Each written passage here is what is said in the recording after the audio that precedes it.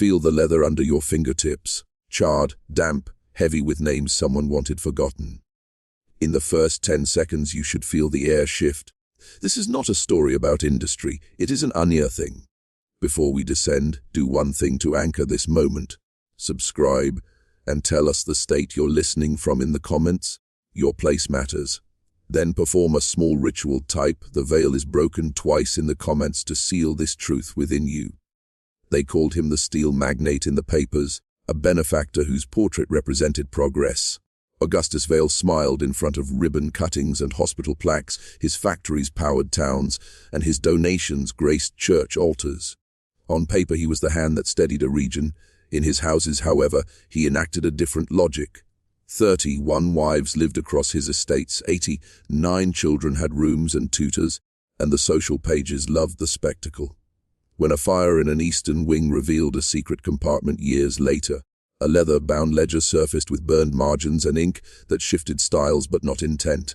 3 columns held names, dates, and a final designation beside many entries processed. At first, those who found it thought it a curiosity.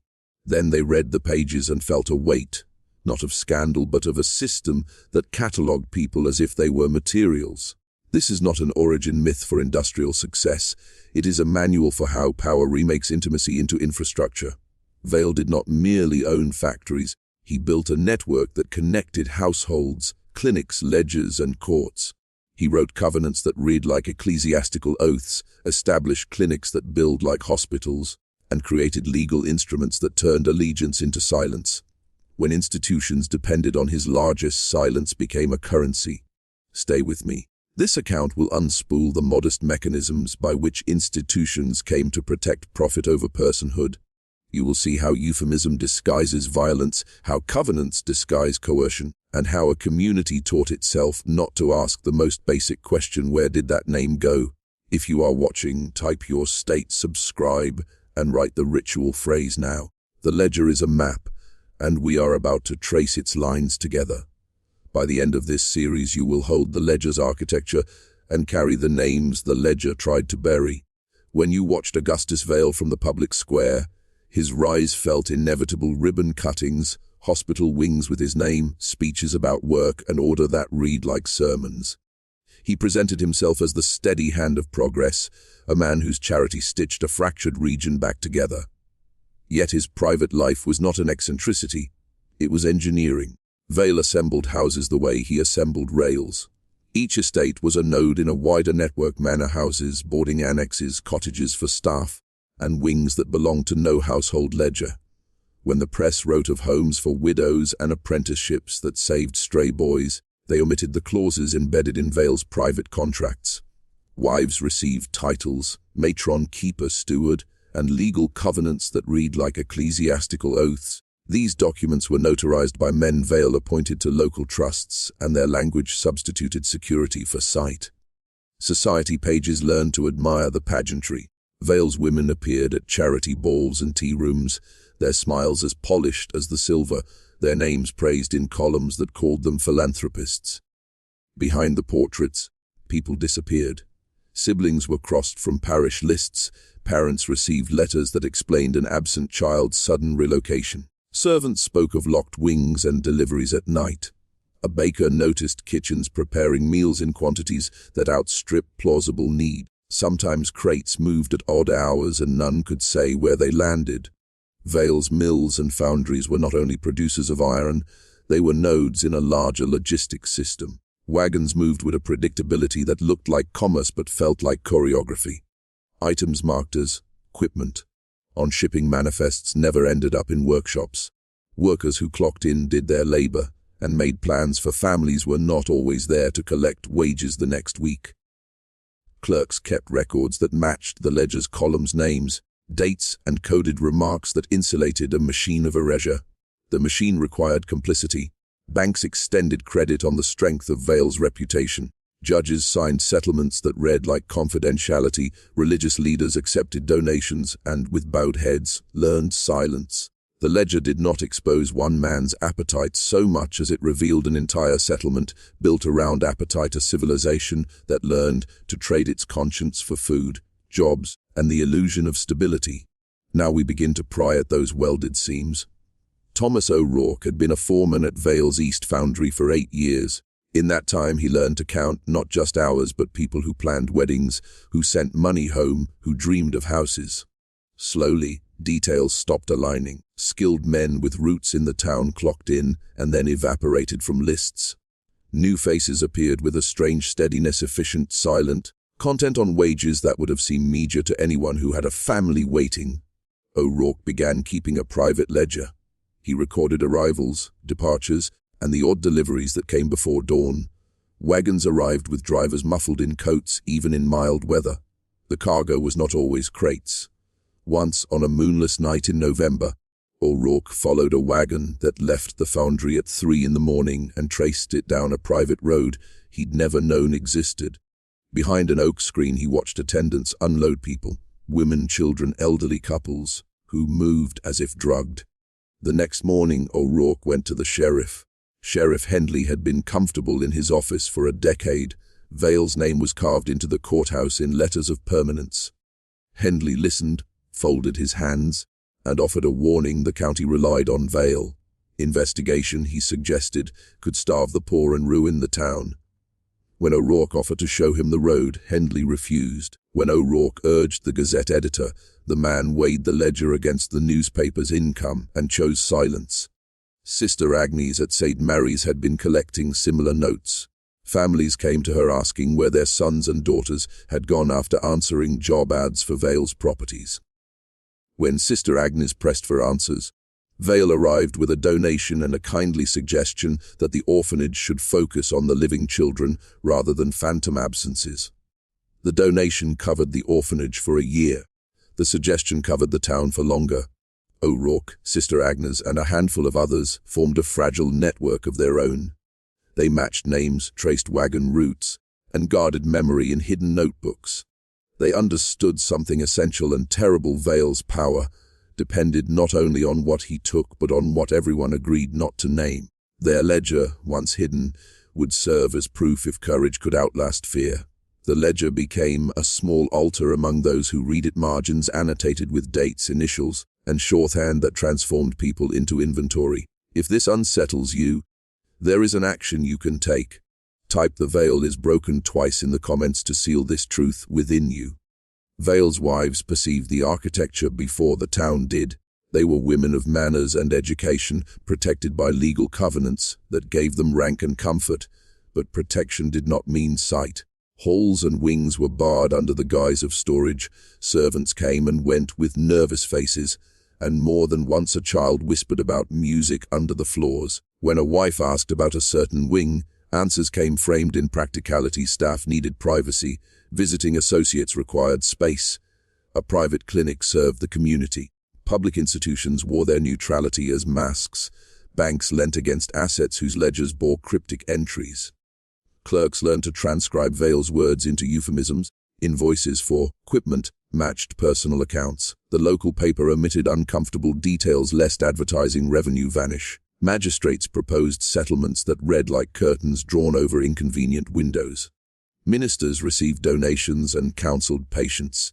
So many officials preferred to preserve employment, contracts, and reputations rather than risk the chaos of exposure. O'Rourke and Sister Agnes began to find cross-references.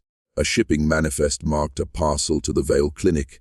A corresponding notation in the ledger listed a name and the word processed. A family listed as hired for domestic service vanished, and weeks later an invoice for medical supplies charged to the manor grew inexplicably large. The ledger revealed the vocabulary of erasure, accession, assimilation, processed. Each term turned personhood into a bureaucratic condition. Those betrayals arrived as modest choices: a clerk who misfiled a complaint, a doctor who labeled wounds melancholia, a parish register omitting a baptism. Each small omission compounded. Communities tidied away inconvenient presences, and then named the tidy world moral, complete, and therefore beyond questioning. Helena March was Vale's 10th contract wife, and she had the patience of someone who had watched a house change its bones. She began to notice absurd accounts. Beds logged as guest quarters, whose names never appeared in social columns, invoices for supplies that seemed destined for a ward rather than a nursery, A list of nurses whose employment did not match any payroll. She compared notes with 2 other wives and found overlapping dates and identical notations that refused to be coincidental. She asked Vale about one such entry at a family dinner. He answered with a practiced smile and a phrase about sacrifice and social good. When she persisted, he spoke of managers and doctors who oversaw programs too complex for household discussion. He thanked her for vigilance and suggested she trust the professionals. That night, a long-serving housekeeper was quietly replaced. The new woman arrived with downcast eyes and a nervous laugh. She seemed to know which doors to keep closed. Rumor hardened into testimony when a kitchen maid collapsed with fever and, between delirious coughs, told of moving people from carriage to basement, of rooms smelling of antiseptic and metal. She spoke of little ones who were silent and adults who walked as if sleep-drunk. From beneath the library, a tune sometimes drifted upward. A lullaby, someone said, pitched to keep voices small. Doctors on the payroll prescribed tonics and issued brief notes that labeled exhaustion as melancholia. Their invoices charged the manner. Vale's answer to any public concern was to show care. He opened a clinic for employees, offered rehabilitation programs, and published reports on his benevolent investment in health. Physicians who worked there received funding and titles. The clinic became a source of municipal pride. Behind closed doors, however, medical orders matched names on the ledger's left-hand column, and those names later vanished from census rolls.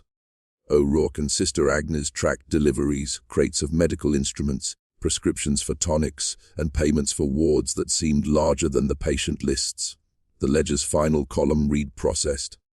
It was a bureaucratic endnote that, when traced backward, formed a sequence: hiring, admission to a facility, and an entry that extinguished visibility. Power had learned to rename erasure and make it administratively mundane. Helena and the other wives began to understand the scale of what their titles concealed and deliberate. When Helena's eldest, Samuel, failed to return from an evening errand, her suspicion hardening into terror, she learned how the ledger translated life into accounting. A factory roster showed his name. Weeks later, a Punic transfer appeared beside his entry. Wages stopped. Letters from an administrative hand explained delay, and then the ledger marked him processed. Helena pressed for explanation and received documents that framed disappearance as advancement. Small acts of rebellion sprouted and were quietly crushed. A tutor sneaked into a restricted wing and produced notes of bolted doors and rows of beds. Attorneys invoked confidentiality and turned his testimony into a liability the town could not afford. A bank clerk who questioned a transfer was offered a seat on Vale's board. A minister who protested found the pulpit funded by Vale's magnanimity drying up. The exchanges were not violent but surgical: favors traded for silence, patronage for acquiescence. Vale's program had a relentless logic. Young men were promised training and stability. Families were told their loved ones were advancing into special programs designed for future prosperity. Letters arrived with bureaucratic warmth explaining that assimilation took time. The mills provided payrolls, schools, and roads. For many, the calculus was stark: resist and risk unemployment, or accept the ledger's terms and the pretense of normalcy. Within the clinic, training often meant rigorous, repetitive labor in workshops where patients learned trades under supervision. Records showed certificates issued and placements made, and these records matched shifts in the foundries. In darker corners, the clinic operated like an experimental annex: invasive interventions, chemical regimens, and procedures recorded with euphemism. Medical language wrapped the unknown in respectable terms. The ledger turned treatment into an administrative fate. Helena demanded legal review and encountered trustees who reminded her of covenant clauses that guaranteed property and rank in exchange for discretion. The protections that had been sold as security revealed themselves as shackles. Title and station bought comfort but not agency. Vale's power by then functioned like gravity. It pulled institutions into orbit and made deviation costly. They needed witnesses immune to bribery, clerks who could translate ledger ciphers to names, citizens willing to trade immediate comfort for the long labor of restoring the disappeared. And they needed organized courage. A single article could have cleaved the veil. When Milo Fay, a city reporter with a crooked tie and a sharper conscience than his editor, received O'Rourke's ledger pages and Sister Agnes's notes, he smelled a story that might shatter the town's neat self-image. He interviewed family members in boarding houses, traced wagon routes, and scribbled names into his notebook late into the night. He wrote as if unmooring anchors, certain that truth would trump patronage. Milo approached his editor with trembling evidence. The man who owned the Gazette ran his presses on advertising from Vale's enterprises and therefore treated the ledger as dangerous currency. He suggested a softer piece, a human interest profile about Vale's innovations in worker care. When Milo pushed for publication, the owner offered him a promotion in exchange for discretion and hinted at consequences for career obstinacy. Money made the ledger clumsy, it made courage costly. Undeterred, Milo arranged a private meeting with a reform-minded lawyer in the county. The lawyer, once honest, had also accepted favors over the years. A retainer here, an honorarium there, and weighed the ledger against the comforts he had acquired. He did not refuse on principle. He refused because the ledger required the lawyer to choose between livelihood and justice. The calculus of self-preservation bent the spine of the town's institutions until they looked like safety, not complicity. Threats arrived in quiet forms. A car parked outside Sister Agnes's orphanage drew eyes. Letters arrived at O'Rourke's boarding house, suggesting the consequences of making enemies. A physician who spoke too freely of questionable clinic procedures found his grant quietly rescinded. A juror who expressed curiosity was called away on family business the week of trial. Social pressure organized itself into a defensive architecture, an invisible firewall that prevented stories from catching flame. Still, whispers grew into a rumor with teeth. Milo smuggled a short, unsigned column into the Gazette and slipped it into a back page beneath shipping notices. It mentioned disappearances without naming Vale. It asked questions about contracts and clinic receipts. The column was a match tossed onto dry tinder. Readers noticed, some alarmed, others dismissive. But the ledger's lines had already wormed into the lives of people who had once been invisible, and those lives would not remain so forever. The town was beginning to look, and every reluctant gaze added a new witness to truth daily. Unraveling began with one wife who could not look away. Marianne, a younger wife whose children sometimes mentioned music beneath the floors, brought a scrap of paper to Sister Agnes. A clinic certificate stamped with a code that matched an entry in the ledger. Marianne, terrified and yet resolute, handed the paper to O'Rourke, and they began to stitch small testimonies into a narrative. As voices gathered, you can perform a small, binding act. Type "The veil is broken" twice in the comments to seal these testimonies into collective memory. Marianne agreed to meet Milo Fay in secret. She described midnight carriages, attendants who moved like clockwork, nurses who used the same ledger codes as overseers, and lullabies heard through floorboards. Her account, precise and trembling, fit patterns others had already seen. Milo published fragments that suggested method rather than sole accusation, invoices with strange recipients, clinic stamps, and a sequence of names that vanished from payrolls. The Gazette printed these hints in back pages, wrapped in cautious phrasing.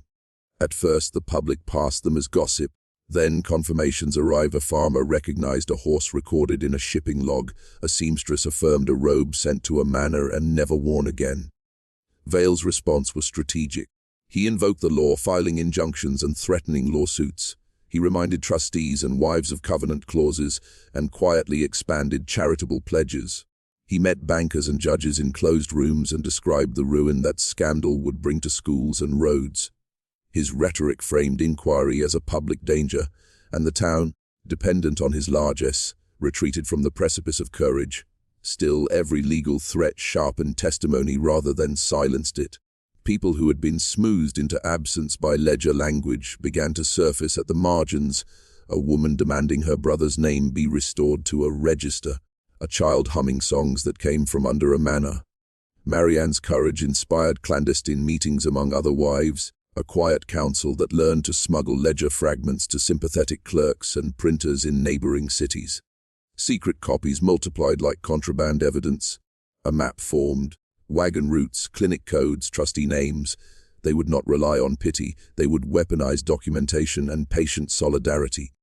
The first printed reproduction of a ledger fragment arrived in a neighboring town, folded inside a mechanic's pay envelope. A sympathetic clerk in a distant printer's shop transcribed pages onto cheap paper, and a small batch of pamphlets circulated among workers and parishioners. The effect was immediate. Where previously the ledger had been a rumor housed in notebooks, it now had the texture of public paper. People compared scribbles, matched codes, and began to chart a network that made disappearance legible. Vale reacted with the tools of a man who knew how to neutralize rumor, legal pressure, economic countermeasures, and sudden generosity. He increased payrolls in dependent districts, promised new contracts, and seeded public projects that would be imperiled by scandal. For those who might testify, the incentives were clear: keep your job, your home, your child's schooling. For those who persisted, there were subtler retributions: surveillance, threats, the scheduling of inconvenient accidents. O'Rourke's boarding house received a late-night visit that rattled window panes and nerves. A wagon unmarked idled at the curb. When dawn came, O'Rourke found his ledger pages gone and a note that suggested prudence. Milo's columns were met with anonymous denunciations and a smear campaign, while Sister Agnes received a parcel of flowers and an unspoken warning. The pressure carved lines of fear into the faces of those who had only just found courage. Yet pressure did not extinguish effort, it refined it. The wives organized with intent. They recruited a wandering union organizer who had seen similar patterns in northern factories. He helped them route copies to cities where Vale's influence thinned and where sympathetic newspapers could publish without immediate retribution. They coordinated timing. A pamphlet circulating on Monday would be followed by a letter to a distant newspaper on Wednesday, and then an appeal from a minister on Friday. The echoes became a chorus. Small towns that had once shrugged at Vale's donations began to ask questions. Local clerks who had long accepted euphemism found their consciences prickling. Some turned over ledgers quietly to reformers. The net of influence that Vale had woven still held many knots, but those knots were now noticed, probed, and occasionally unraveled. What followed would bend institutions' loyalties and force choices, deciding whether the ledger stayed secret or became indictment and public reckoning. The ledger's migration to larger presses widened the orbit of scrutiny. A regional paper in the state capital ran an investigative piece that stitched together shipping logs, clinic invoices, and personnel lists. Suddenly, Vale's name moved off the polite columns and into headlines. Legislators who had once accepted Vale's endowments found themselves reading copies of the ledger in committee rooms, surprised and unsettled by artifacts that their staff had previously treated as trivia. Vale did what powerful men do when the crowd advances. He launched a counter-narrative of benevolence. He hosted public dinners, funded a new wing in the military hospital, and published glowing annual reports on his clinic's successes. He spoke in a tone that sounded like contrition and charity. Progress must be messy, he offered in speeches, but we must keep our eyes on the future. Donations bought op-eds, and op-eds softened the staccato of names on pamphlet pages into abstractions. Legal suits multiplied. Vale's lawyers filed injunctions to stop newspapers from printing what they called unverified allegations. Bank trustees refused to hand over accounts without sealed orders. A judge, sympathetic to Vale's community role, demanded proof beyond hearsay and asked for witnesses who could brave cross-examination. This tactic slowed public exposure and funneled the conflict into courtrooms where secrecy could be enforced in the name of orderly process. The wives, however, were learning the law as well as they learned to hide papers. Marianne and Helena consulted reform attorneys who taught them how to petition courts, how to subpoena ledgers, and how to shield whistleblowers. Milo coordinated with a city reporter who had contacts in the capital press. Together they planned to publish a dossier that would be difficult to suppress. They knew legal fights could drag on, but they also understood that documentation collected in time could transform rumor into proof. The public spectacle of Vale's domestic arrangements, 31 wives, 89 children, complicated matters. Some saw him as an eccentric patriarch whose unconventional family life explained and excused excesses. Others, increasingly, recognized that quantity could mask mechanism. The domestic multitude provided camouflage and logistical capacity. As committees convened and lawyers debated standing, the ledger's lines pulsed with new meaning. They would learn mass cannot substitute for moral accountability. Numbers fail to shelter the guilty from testimony. Courtrooms are strange instruments of public truth, voices measured, questions deliberate, and a procedure that demands specificity. Marianne prepared for deposition with a discipline born of fear. She had memorized ledger entries by candlelight, learned the handwriting of trustees and clerks, and rehearsed dates so they would not be dismissed as confusion. At the stand, she named invoices, described midnight deliveries, and traced codes from clinic stamps to payroll records. Vale's counsel worked with the mechanical patience of men trained to dismantle narratives. They probed Marianne's memory, suggesting errors in dates and offering alternative explanations. Misplaced records, clerical mistakes, the fog of grief. Their strategy framed certainty as emotion and invited the court to privilege official procedure over a wife's testimony. Marianne replied with specifics. She could point to handwriting quirks, to invoice numbers, to a clerk's cramped initials that matched ledgers. Public feeling shifted in uneven tides during the hearings. Some citizens flinched at Marianne's intimacy. The idea that children might be lulled into silence beneath floors chilled even the skeptical. Others, who had been uneasy for years, recognized ledger language at last. Sister Agnes presented lists compiled from families searching for vanished relatives. O'Rourke produced his private logs of wagons and arrival times. The court demanded originals, but the ledger that first surfaced in a burned wing proved difficult to locate intact. Vale's attorneys filed motions to exclude hearsay and to quash subpoenas aimed at trustees and banks. They argued that reputations and charities would be ruined by unverified allegations and warned of economic calamity if institutions were destabilized. Judges, mindful of process and consequences, delayed. Records were sealed and journalists chasing details found pages redacted. Each procedural victory rolled back a moment of exposure and tempered public outrage. Yet the law, though slow, can also compel speech. As depositions accumulated, sworn testimonies from nurses, clerks, and attendants began to reveal overlapping details too consistent to dismiss. Clinic entries matched shipping manifests, payroll anomalies aligned with admissions. The court's methodical gathering of evidence turned ledger shorthand into articulated claims. This did not promise immediate justice, but it produced a public record that would outlast a judge's favor, a newspaper's timidity, and the small mercies of men who traded truth for comfort and memory indeed. The wives' coalition formed quietly and then with increasing boldness. Marianne and Helena began by sharing names at sewing circles and charity meetings. Soon, other women came forward with receipts, certificates, and memory of midnight carriages.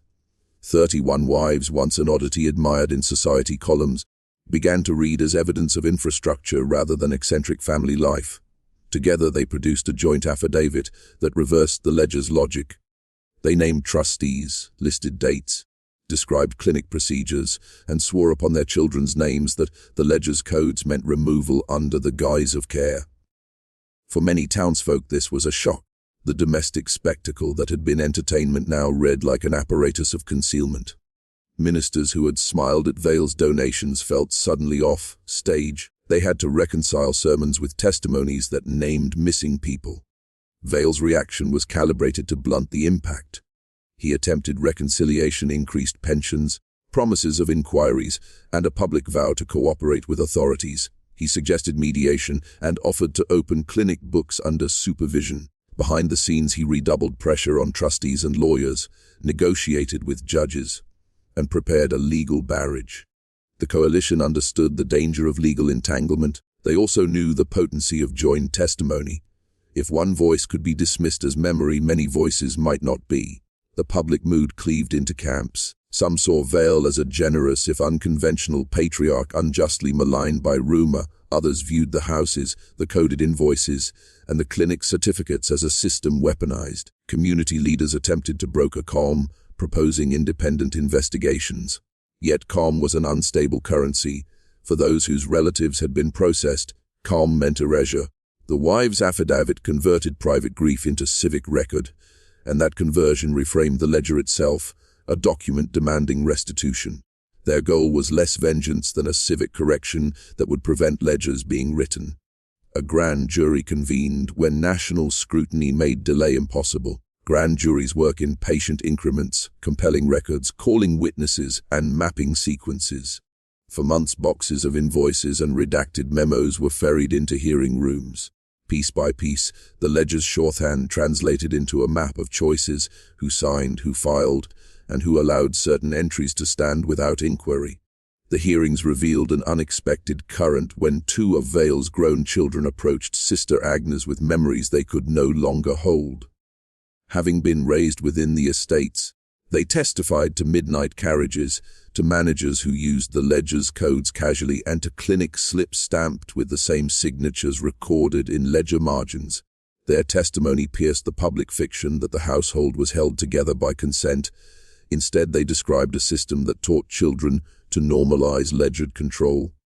Under oath, trustees and bankers produced statements and answered questions that in private they had once avoided. Documents that had been protected by settlements and quiet payments became official exhibits. The ledger's columns were no longer private shorthand. They became cross-referenced evidence matched to invoices, payroll entries, and shipping manifests. The grand jury did not promise immediate convictions, but it did something essential. It forced institutions to speak in forms that could be archived and scrutinized. Vale's circle narrowed.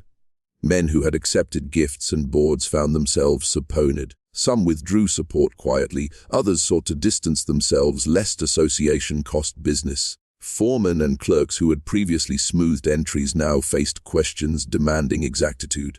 Judges who had once deferred to Vale's social position found themselves pressed to balance community welfare with legal clarity. Public response shifted from stunned silence to insistence. Town meetings requested lists and public files, families hoped for returns, and some relatives were recovered from distant wards and homes. Others remained missing, their fates obscured by the ledger's old jargon. The grand jury's work revealed a larger truth: institutions, when folded around a single influential center, can learn to treat human lives as ledger lines, unraveling that logic would require not merely legal action, but a cultural insistence on named accountability and durable oversight. Indictments followed the grand jury's slow choreography. A prosecutor with nerves and records presented a case assembled from invoices, depositions, and ledgers that matched clinic receipts to shipping manifests to payroll gaps. The indictment charged conspiracy, fraud, and more particular counts tied to the concealment of persons under the guise of medical programs. For the first time, charges grounded the ledger's language in criminal law rather than in rumor. Vale's defense was theatrical in its own fashion. He spoke on the stand not as a defendant, but as an institution builder who had made hard choices in a hard age. He framed his actions as paternalistic stewardship: clinics that treated the infirm, programs that trained men for work, a household that provided security for many. He admitted ambiguity but denied malice. His lawyers attacked the chain of custody of certain ledger pages, questioned the reliability of memory, and insisted that any impropriety had procedural explanations.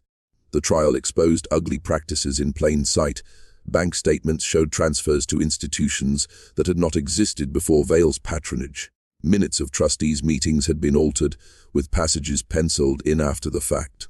Medical notes used euphemistic language: treated, stabilized, assimilated.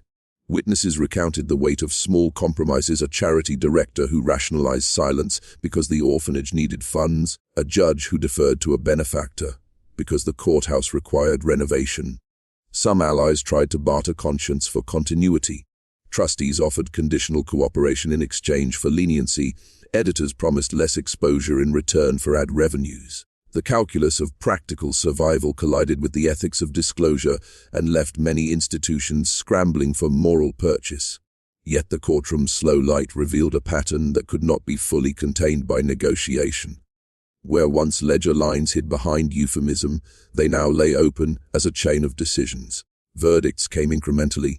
Some managers received sentences for direct complicity, others escaped on procedural grounds. The law, imperfect and constrained by proofs and statutes, could not correct every absence or reach every vanished life. But the trial shifted the ledger's function. What had been a private instrument of erasure became a public artifact, a cautionary document. Their insistence ultimately rewired policies and made secrecy harder to sustain over generations. Truly, laws changed slowly, as laws must. New regulations required public records for clinics, and for private foundations, trustees had to file audited statements, and confidentiality clauses that covered whole families were constrained. Some institutions established independent oversight committees staffed by outsiders. The mills instituted transparent payrolls, and clerk training included whistleblower protections. These procedural shifts did not undo suffering, but they made some forms of concealment more difficult and made disclosure more feasible. Restitution arrived in partial, contested forms. Some families received payments and reclaimed relatives who had been placed under false pretenses. Others found only paper promises and bureaucratic delays. The ledger, now catalogued in court exhibits, served as the basis for compensation claims, but money was only a thin measure of damage. For many, the ledger had been a manual of how communities learned not to look. The more persistent work was the social labor of remembering. Cultural change followed legal reform. Churches declared new transparency expectations, local newspapers created investigative desks, universities took an interest in documenting how industrial wealth could warp civic norms. A modest museum exhibit displayed reproductions of ledger pages, not to titillate, but to teach about the mechanisms of erasure. Students came to see how euphemism and administrative language can hollow out human lives, and how ordinary people can both be complicit and resist. Yet the most haunting residue was psychological. Families who had been arraigned into silence returned to a world that had been instructed to forget. Children who had once hummed lullabies from beneath floorboards carried that silence into their adult speech. The wives who had testified found themselves both honored and uncomfortable, valorized in print yet forced to live in houses where memories were heavy. Power, they learned, persists in the structure of institutions and in vocabularies that calcify habits of silence. Survivors formed mutual aid societies, schools taught civic duty, local charters required audits. Marianne and others founded a registry of missing names. A civic ritual was born: speak a missing person's name aloud, refuse erasure. There are histories we choose to tell and histories we file away. The ledger is an archive of both a record of names and a record of how civic vocabularies were used to naturalize erasure. Institutions can become vehicles for secrecy when their language and incentives align around a single concentrator of power. The story of Vale is therefore not simply about one man, it is an anatomy of a method, the quiet alchemy by which systems produce invisibility. Language plays a central role in that transformation. Euphemism is a soft tool. Rehabilitation, training, assimilated, words that feel technical and therefore safe, can dress up coercion until it is unrecognizable. Contracts and covenants translate moral obligations into legal language that limits inquiry. Ledgers, in turn, provide the arithmetic of removal, reducing names to entries that can be moved, balanced and erased. It is a terrifying pragmatism record, keeping that operates as serious labor and as concealment simultaneously. Psychological control was equally central. In households where many were made dependent on wages, favors, and titles, silence becomes habit. The wives who had titles learned to keep certain topics out of conversation. Staff learned not to ask questions that risked their employment. Ministers learned to frame charity as trade-off. Those habits calcify into protective gestures that make institutions feel resilient. Breaking the habit requires both proof and ritual, a public speaking of names, sworn statements, and a sustained culture of accountability. Yet the ledger also teaches an important counter: truth. Vulnerability can become the seed of democratic repair. The mothers, clerks, and a few courageous editors who refused to look away showed that ordinary people can convert private pain into public evidence. They discovered translation practices, how to render a coded invoice into a name, how to map a wagon route, how to cross-check a clinic slip with a payroll. These are craft skills applied to moral problems, and they mattered as much as law. If there is a moral to this long account, it is both practical and solemn. Systems will always learn to conceal when incentives reward concealment. To keep institutions honest requires institutional designs that protect transparency, reward whistleblowing, and make private power costly to preserve. Above all, it requires a cultural practice, naming those who vanish and refusing the temptation to tidy our histories for convenience. Remembering is civic defense and love always. Years passed, and the landscape of institutions adjusted its grammar. A wing that had once been private became a public archive. A clinic's accounting ledger was digitized and opened to oversight committees, and towns that had once displayed portraits of Vale repurposed plaques into memorials for the disappeared. Museums curated exhibits that juxtaposed polished steel with ledger pages, asking viewers to consider what progress asks of human dignity. These gestures did not erase harm, but they altered public memory. Sometimes the visible work was tender and small. Families created remembrance gardens where each name recovered from the ledger received a plaque. Schools organized projects in which students transcribed pages and learned how records can both protect and erase. Local charters required that large donors sign transparency clauses and that trustees be screened for conflicts. A generation of clerks was taught to treat entries as stories, not only statistics. A modest curricular revolution that would make administrative language safer. At other times, the aftermath was grimmer. Some names remained blank despite appeals. Some families never reunited. Those losses endured in private rooms and in the quiet hours of people whose lives had been rerouted. The ledger's most stubborn lesson was this: systems can adapt, but pain can persist. Memory alone is not restoration. Restitution is partial and often inadequate. Still, the shift from concealment to record, from private ledger to public archive, altered the moral coordinates of the region. Vale himself retreated from public life as his businesses reorganized, his name fading from plaques though never entirely erased. His fortune paid legal costs, settlements, and a complicated indemnity to institutions that agreed to reform. He became a cautionary figure in histories of industrial power, not merely because of his personal appetite, but because he modeled how influence could bend civic systems to private ends. For historians, the story became an object lesson in structural vulnerability. What endures is a paradox. The same habits that allowed erasure now support remembrance. Clerks who once filed euphemism now guard transparency. Wives who once silenced themselves now lead registries of the missing. The ledger, once a tool for hiding names, now resides behind glass, captioned and explained. It is a warning. Language can sanctify erasure, and institutions can be trained to protect the tender and the named, if we insist on it. Memory and mechanism must coexist, or injustice will return again soon.